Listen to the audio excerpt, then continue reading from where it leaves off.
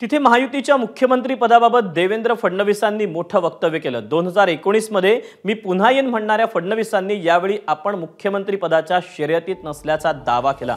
सोबतच आपण भाजपच्या अध्यक्षपदाच्या शर्यतीतही नाही असं सुद्धा फडणवीसांनी स्पष्ट केलं।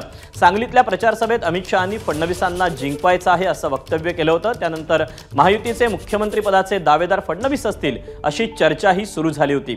त्यानंतर आता फडणवीसांनी आपण शर्यतीतच नसल्याचं स्पष्ट केलं। मध्य प्रदेश और राजस्थान के यहाँ जो एक्सपेरिमेंट किया जाए, नए चेहरे लेके आए, ला सकते हैं, लाए। अगर वो ले आएंगे तो फिर क्या आप बीजेपी के प्रेसिडेंट बनेंगे फिर?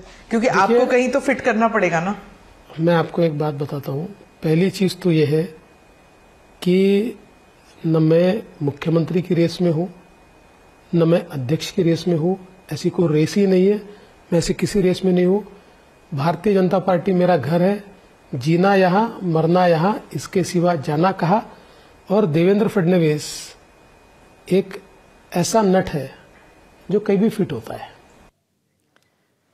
दरम्यान फडणवीसांच्या या वक्तव्यावरून विरोधकांनी त्यांच्यावर टोलेबाजी केली आहे।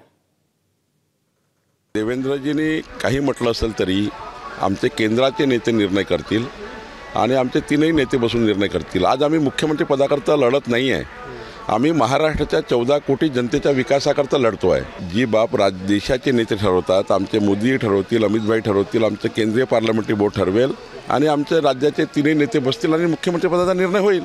सर, 2019 में कहते थे कि मैं वापस आऊंगा, अब वो कहते हैं कि मैं इस रेस में नहीं हूँ, मैं मुख्यमंत्री नहीं बनूंगा, ऐसा भी उन्होंने कहा है कि मैं इस रेस में नहीं हूँ। अजित पवार भी कह रहे हैं कि हम इस रेस में नहीं है। क्या हार मान ली है? ऐसा कहीं बिल्कुल हार मानना है।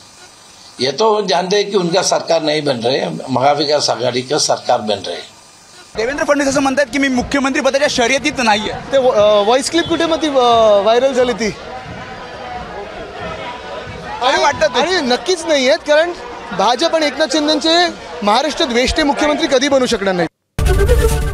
एबीपी माझा, उघडा डोळे बघा नीट।